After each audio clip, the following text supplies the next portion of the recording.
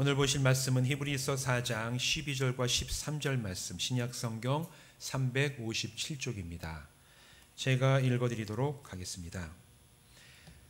하나님의 말씀은 살아있고 활력이 있어 좌우에 날선 어떤 검보다도 예리하여 혼과 영과 및 관절과 골수를 찔러 쪼개기까지 하며 또 마음의 생각과 뜻을 판단하나니 지으신 것이 하나도 그 앞에 나타나지 않음이 없고 우리의 결산을 받으시리에 눈앞에 만물이 벌거벗은 것 같이 드러나느니라.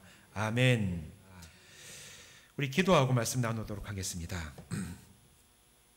하나님, 사순절을 지나가고 있습니다. 작년에 이어서 올해도 전염병 때문에 우리의 삶이 일상을 되찾지 못하고 있지만 그럼에도 불구하고 우리가 실망하지 아니하고 넘어지지 아니하고 좌절하지 않을 수 있는 것은 나를 부르신 하나님이 계시고 오늘 내가 이 땅에 살아가도 하나님의 자녀답게 살 수 있는 권세를 받았기 때문인 줄로 믿습니다. 주님, 이 믿음 흔들리지 않게 하여 주시옵시고 또 말씀을 통하여 기도를 통하여 이 믿음이 더욱 성장해가는 영적인 계절 되게 하여 주시옵시고 광음처럼 지나는 이 빠른 세월, 그냥 허송 세월과 하나님 없이 살아가는 것이 아니라 주님과 늘 동행하며 예수 안에 참된 형통함을 누리며 살아가는 저희들 되게 하여 주시옵소서. 말씀 전하고 들을 때 한 말씀에 우리 모두가 하나 되고 은혜 받게 하실 줄 믿사옵고 예수님의 이름으로 축복하며 기도하옵나이다. 아멘. 오늘 이 자리에서 또 함께 하시고 또 자리에는 함께 하지 못하시지만 지금 이 영상으로 우리가 함께 말씀 나누는 모든 분들 주님의 이름으로 축복합니다. 지난주일 말씀에서는 직접 말씀과 씨름하는 그런 신앙을 회복하는 것이 한국교회가 새로워지고 또 우리의 신앙이 새로워지는 굉장히 중요한 이제 과제가 될 것이다. 이렇게 말씀을 드렸는데 이번 시간엔 그렇다면 하나님의 말씀은 어떻게 사람을 변화시키는가? 여기에 대해서 조금 더 자세하게 말씀을 나눠보는 시간을 가지려고 합니다. 우리 교회에 계신 분들도 이제 세계 여행, 외국에 나가보신 분들도 계시고 또 그 중에는 외국 사람도 만나보시고 여기에 와서 살고 있는 외국인들도 있지요. 일하시는 분들 자주 만나실 텐데 우리나라 사람이 아닌 다른 사람들, 다른 나라 사람들 아니면 이제 외국에 나가서 우리 나라, 우리 문화, 한국 사람 아닌 어떤 그런 지역에 가서 살다 보면 그 사람들도 굉장히 독특하게 느껴지는 것도 있지만 한편으로는 우리가 같이 모여 살기 때문에 당연하게 생각하고 마땅히 그렇다라고 여겨지던 것들이 나가보면 야, 이건 참 우리나라 사람, 한국 사람이나 한국 사회만의 아주 굉장히 고유한 특징이구나.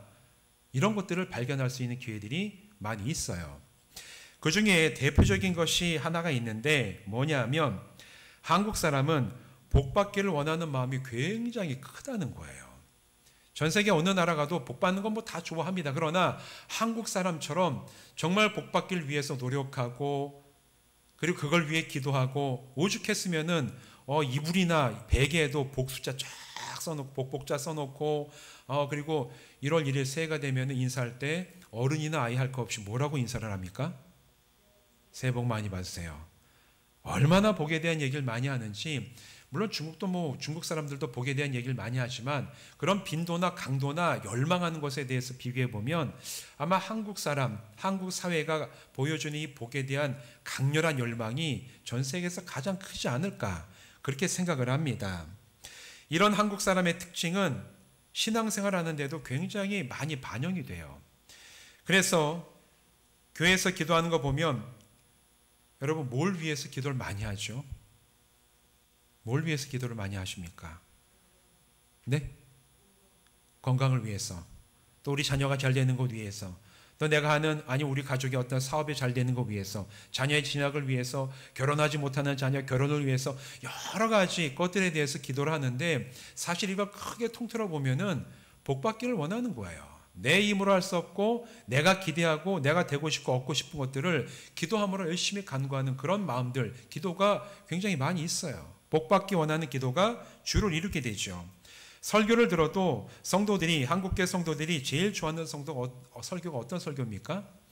복받는 설교예요.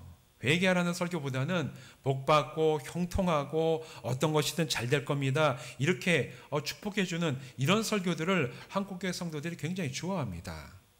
이게 뭐 잘못됐느냐? 그렇진 않아요. 성경에서도 하나님께서 복 주실 것을 분명하게 약속하는 그 말씀들은 창세기에서부터 성경의 마지막까지 끊이지 않게 계속해서 약속이 되어져 나옵니다. 대표적인 말씀이 창세기 10장 3절 말씀인데 뭐라고 얘기하느냐? 너를 축복하는 자에게는 내가 복을 내리고 너를 저주하는 자에게는 내가 저주하리니 땅의 모든 족속이 너로 말미암아 복을 얻을 것이라 하신지라. 잘하는 말씀이죠. 아브라함을 부르셔가지고 아브라함을 보내시면서 축복을 하신, 복을 주신 하나님의 말씀이에요. 너를 축복하는 자는 내가 축복할 것이고 너를 저주하는 자는 내가 저주할 것이고 너로 인하여 땅의 모든 족속이 복을 얻을 것이라. 여기에서 말하는 모든 족속에는 우리들도 포함이 됩니다. 우리도 또한 복을 받을 것이라는 이 말씀이 벌써 창세기에서부터 얘기가 되어져 있어요.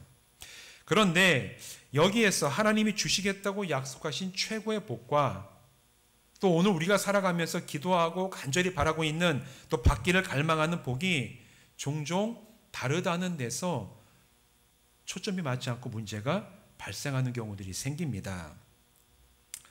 하나님의 성경에서 약속하신 최고의 복은 죄로 인해 끊어져 버린 하나님과의 관계가 회복이 되는 거예요.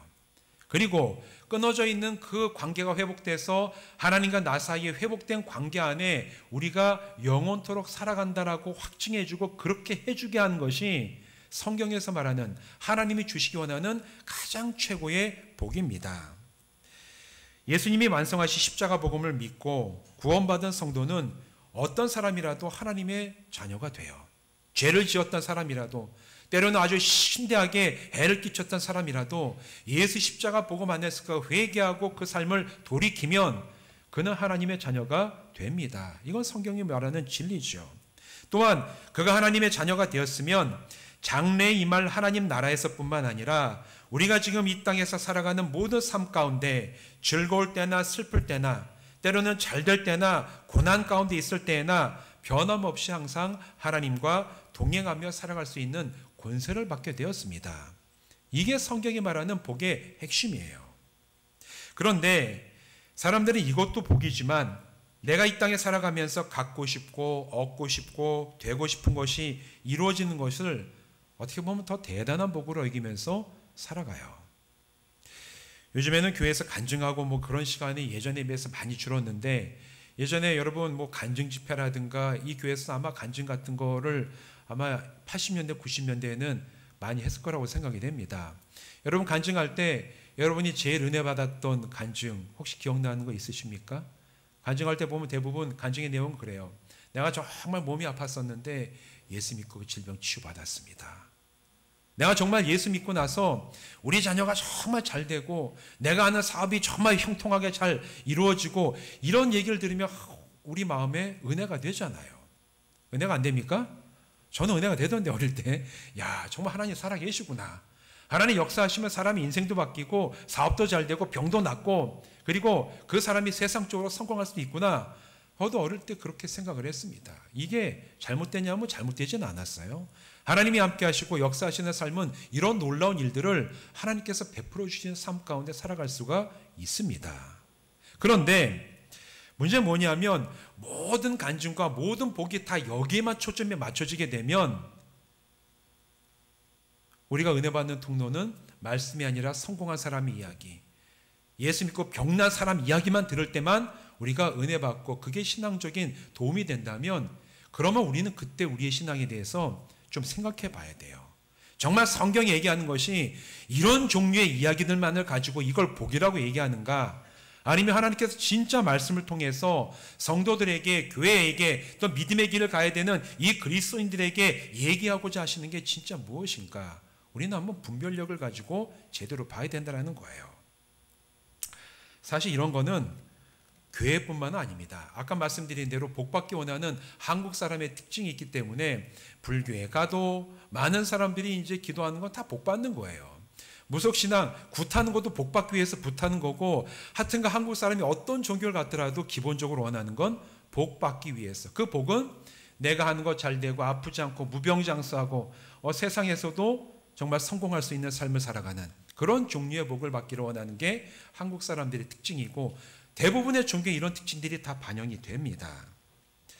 이런 신앙의 현상을 뭐라고 부르냐면 현세기복신앙이라고 불러요.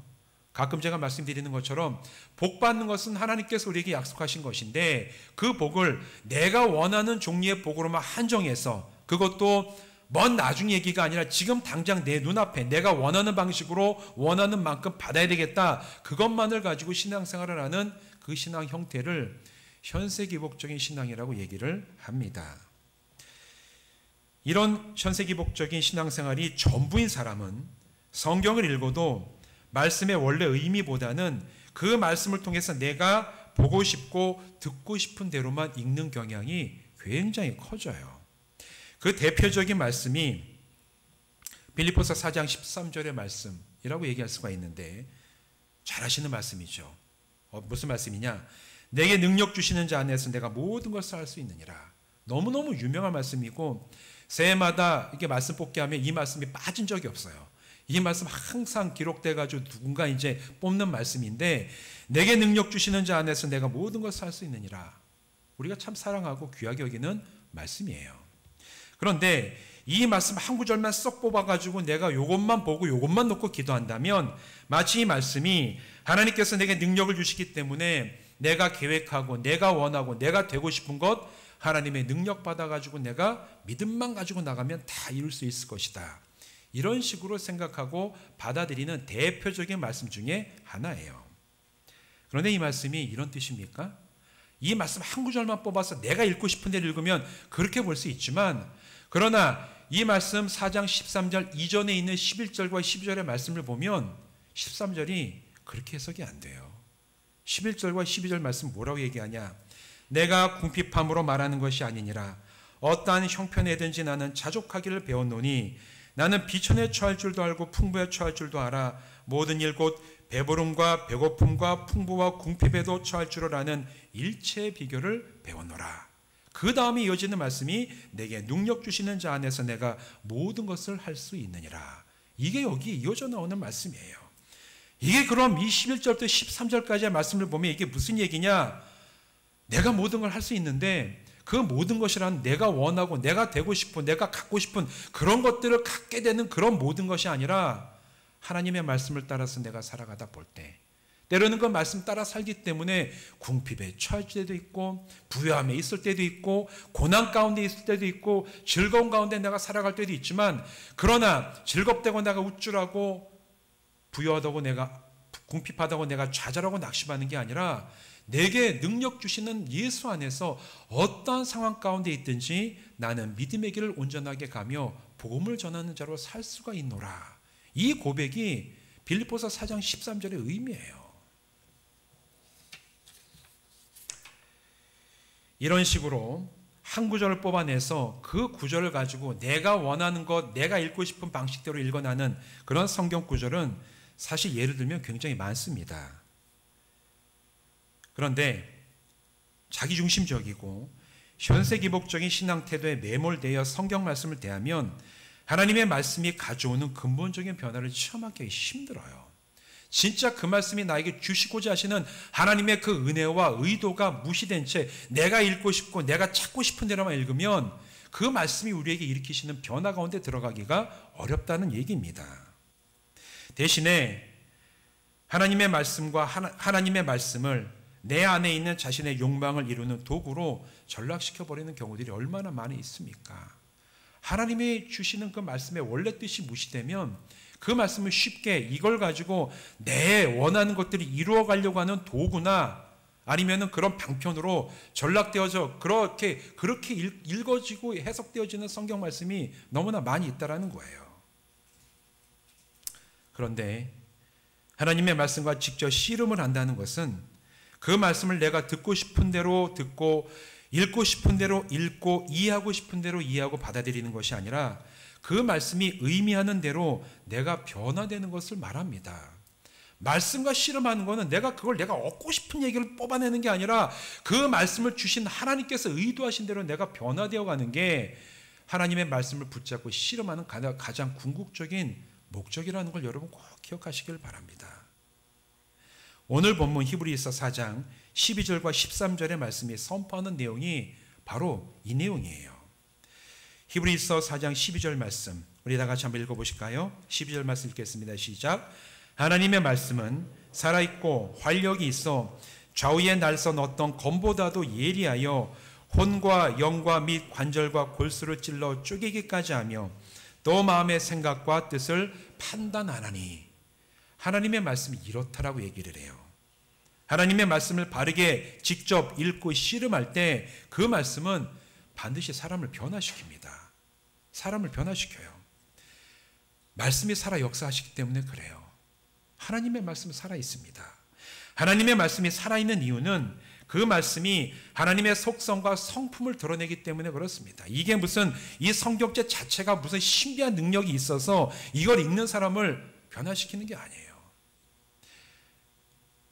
기독교 성경과 다른 종교의 경전과의 차이가 있는데 뭐 불교나 아니면 무속신앙 있는 사람들은 거기도 나름대로 경전이 있지만 그걸 읽을 때 주문처럼 읽습니다. 그걸 이해하고 안 이해하고 크게 상관없어요. 그냥 똑같은 말을 계속 남묘랭겐교라는 여러분 그 일본에서 불교 아세요? 그 남묘랭겐교라는 그 거기는 막 이게 목탁치면서 계속 주문을 해요. 남묘랭겐교 막 하면서 그게 무슨 뜻인지 그것 뜻을 이해하고 뭐 그거를 뭐 내가 뭐 적용하고 그런 건 별로 중요하지 않아요. 똑같은 얘기를 정확하게 반복하는 거 이거 주문이라고 얘기를 합니다. 기독교 성경은 주문이 아니에요. 그 말씀을 읽고 그 말씀이 오늘 나에게 어떤 무엇을 의미하는지를 찾고 그 말씀을 내 삶에 적용하여 순종하며 나갈 때 그 말씀이 살아있는 말씀이지 의미도 없이 알고 싶지도 않고 정말 이게 뭔 뜻인지도 헤아려보지도 않은 채 그냥 무의식적으로 외우는 것은 그건 주문이지 하나님의 말씀이 아니라는 얘기예요. 하나님의 말씀은 살아있습니다. 왜? 그 말씀이 하나님의 속성과 성품을 반영하기 때문에 그래요.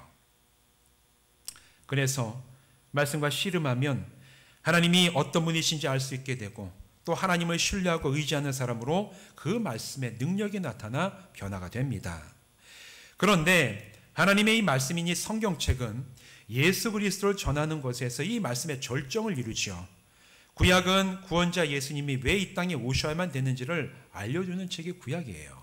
창세기부터 말라기까지 쭉 보면 왜 예수님이 올 수밖에 없는지, 왜 인간은 이렇게 비참하게 살 수밖에 없는지에 대해서 이스라엘 역사와 다양한 사람들의 이야기를 통해서 예수님이 오실 수밖에 없는 당위성에 대한 이야기를 쭉 이어져 나갑니다. 그리고 신약으로 넘어가면 마침내 오신 예수님이 어떻게 이 땅에 성육신 하셔서 예수님이 무엇을 완성하시고 그리고 예수님을 믿고 따라가는 삶이 어떤 것인지를 알려주는 말씀이 신약 전체에 기록되어 있는 말씀이에요. 따라서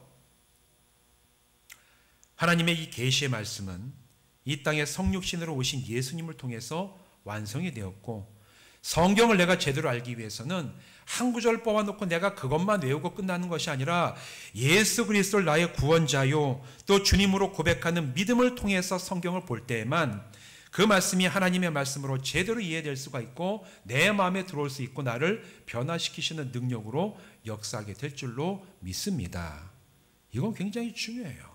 성경을 볼 때 예수 그리스도를 내가 구원자로 고백하며 보는 사람과 아무 의미 없이 그냥 읽어야 되니까 한 구절씩 읽어나가는 것은 읽을 때는 별 차이가 없는 것 같아도 그 말씀이 살아 역사할 때는 굉장히 큰 차이를 가지고 온다는 거예요. 그래서 하나님의 말씀 직접 읽고 묵상하며 실험한다는 것은 예수 그리스도께서 나의 구원자요 절대적인 주인 되심을 온전히 고백하고 또 순종하면서 말씀을 보는 것을 의미를 합니다.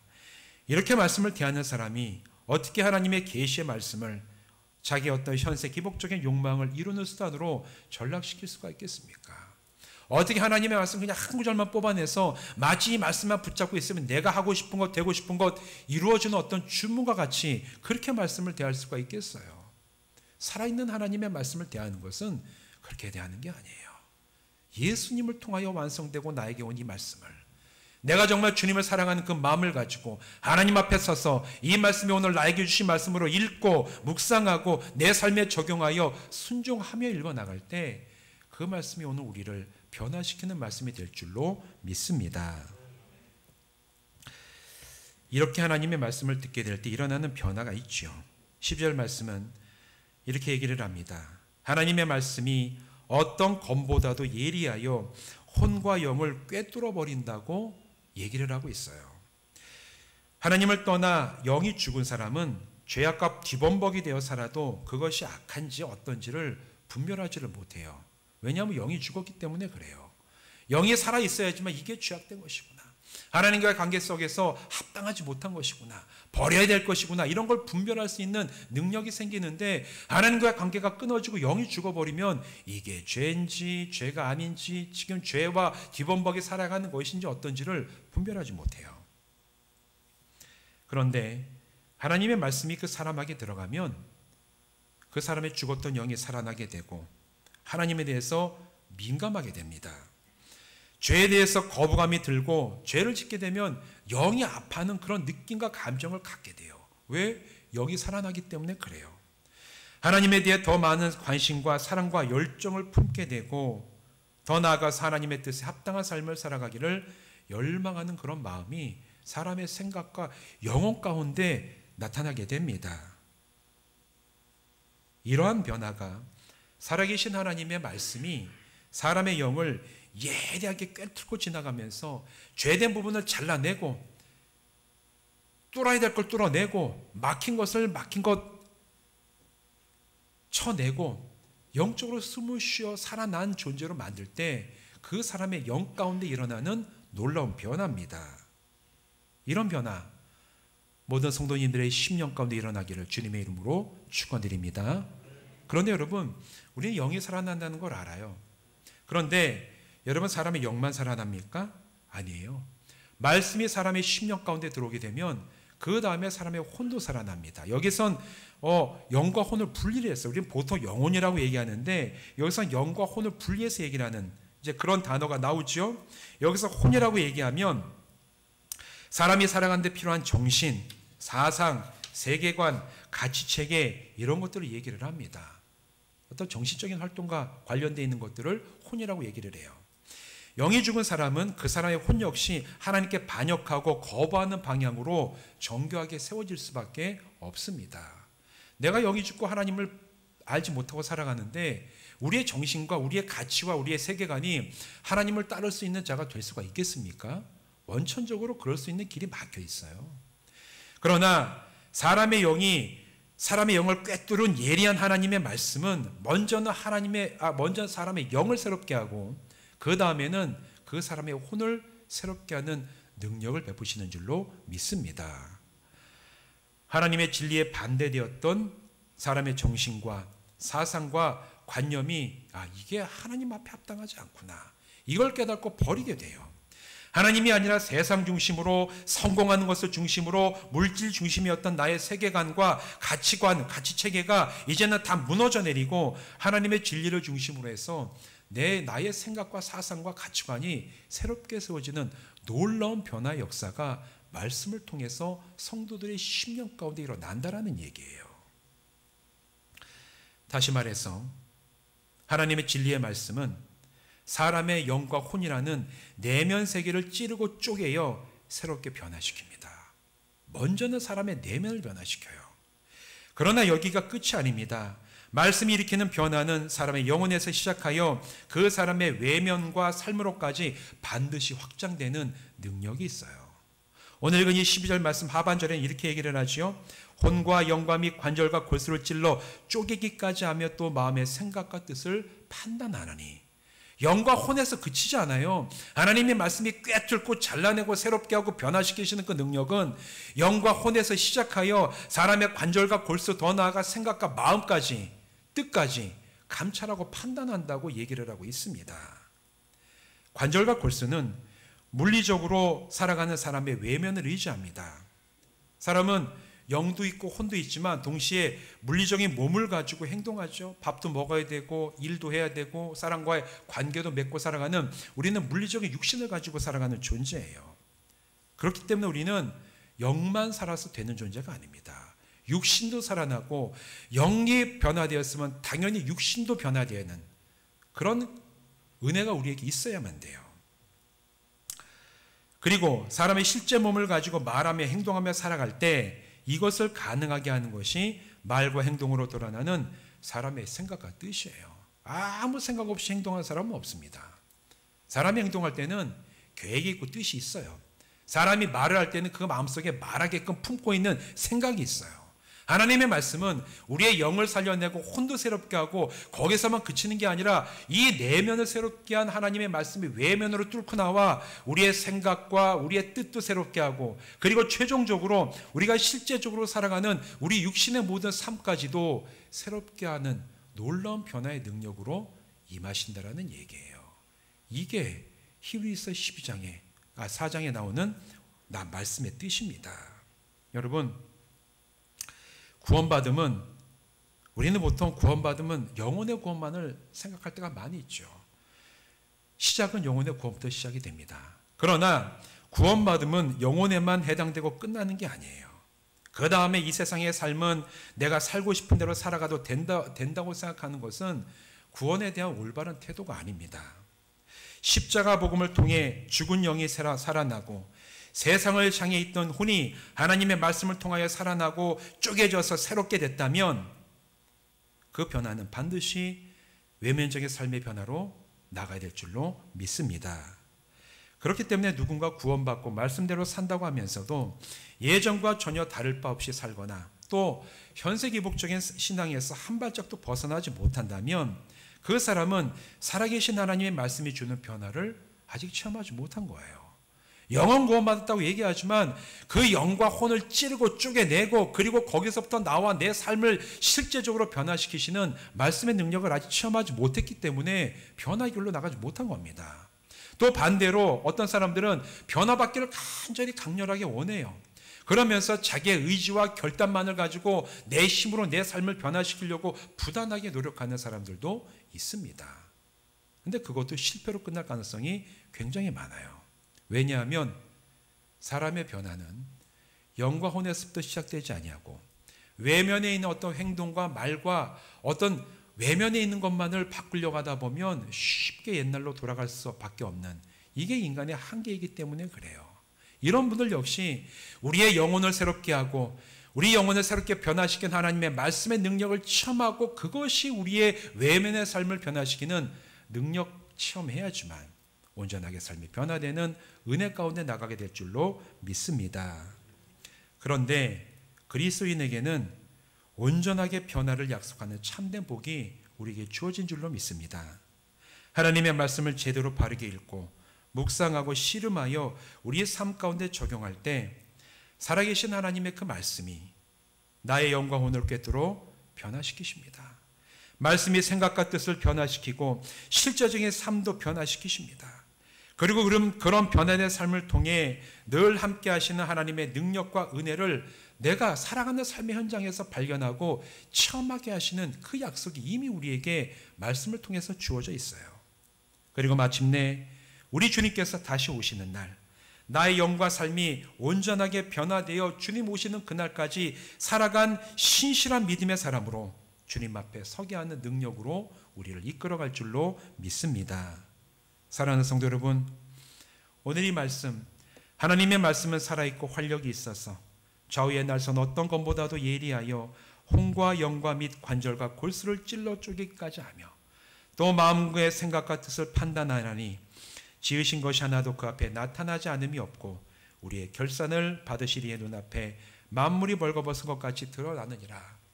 이 말씀 직접 말씀과 씨름하여 그 말씀이 우리를 변화시키시는 놀라운 은혜의 자리로 초청하는 주님의 초청으로 받아들이고 이제 여러분 말씀 읽을 때 정말 씨름하고 앞뒤를 읽고 이 말씀을 간절하게 받아들여 그 옛날 믿음의 선배들을 놀랍게 변화시키고 믿음의 길 가운데 힘을 다해 나가게 했던 이 말씀의 능력을 우리의 삶 가운데도 놀랍게 체험하며 나가는 깨어있는 그리스도인들 되시기를 주님의 이름으로 간절히 부탁드립니다. 기도하시겠습니다.